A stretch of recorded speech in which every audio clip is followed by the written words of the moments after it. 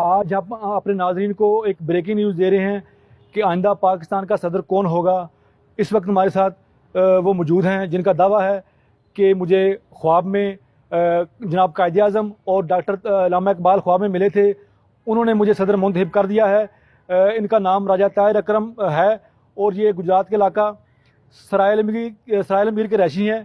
ان سے جانتے ہیں کہ ان کو خواب میں کون کون ملے ہیں اور انہوں نے کیا ان سے وعدہ کیا ہے۔ آپ بتائیے گا آپ کو خواب میں کون کون ملے ہیں اور کیا وعدہ کیا گیا آپ سے؟ بسم اللہ الرحمن الرحیم۔ میرے بزرگوں، بھائیوں، ساتھیوں، السلام علیکم ورحمۃ اللہ۔ مجھے خواب میں قائد اعظم رحمۃ اللہ علیہ اور علامہ اقبال رحمۃ اللہ علیہ بار بار خواب میں ملے اور انہوں نے مجھے آگاہ کیا کہ ہم نے بڑی محنت اور مشقت کے ساتھ پاکستان بنایا ہے اور اس کی حفاظت کے لیے ہم آپ کو صدر پاکستان بناتے ہیں اور ملک کے حالات کو آپ ٹھیک کریں، کیونکہ ملک کے حالات ہونا بہت ضروری ہیں۔ ہماری روح دیکھ رہی ہے کہ حالات درست نہیں، لہٰذا ہم آپ کو صدر پاکستان بنا رہے ہیں اور اختیار دے رہے ہیں۔